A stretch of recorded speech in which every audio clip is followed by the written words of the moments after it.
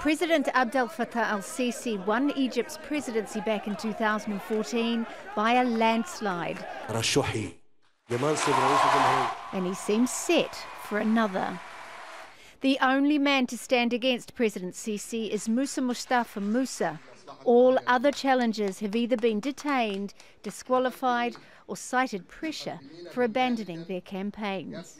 So I don't think that Moussa is a legitimate candidate. As the news reports have shown, he was previously a supporter of Sisi as a candidate. He lobbied and advocated for him, and for him to then announce himself as the opposition, just hours before the deadline, shows that somebody made a call to him and said, I need you to be a placeholder, so that it is not so apparent that Sisi is destined to win the election. The most recent to leave the race was former General and Army Chief of Staff Sami Anan. He was arrested soon after announcing his plan to run, the army accusing him of not getting proper permission and forging documents. Abdul Monaim Abdel Fatah, a leading opposition figure and former candidate in the 2012 race, was also arrested, accused of alleged ties with the outlawed Muslim Brotherhood. Former Prime Minister Ahmed Shafiq's plan to stand was short-lived. He withdrew his candidacy after he was deported from the United Arab Emirates, where he had been living in exile, and he was then arrested in Egypt. Khalid Ali, an opposition leader who also ran in the 2012 presidential polls, said he was barred from standing because of a jail term that he contests.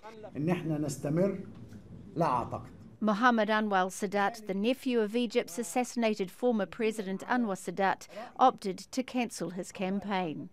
And after Egyptian Army Colonel Ahmed Konsawa said he would run, he was given 6 years in prison on charges over opinions contrary to what Egyptian officials called the requirements of military order. For the military to then target former generals who used to be leaders under the former Mubarak regime shows a level of desperation and a level of aggression. I don't think he's going to be replaced through civilian elections. I think he'll be replaced, if he is replaced, through a military coup by another general. International rights groups have called this election a farce, and some in the opposition have suggested a boycott.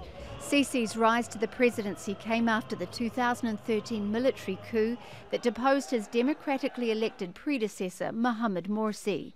And as it stands, Sisi looks poised to stay on for a second term. Mereana, Al Jazeera.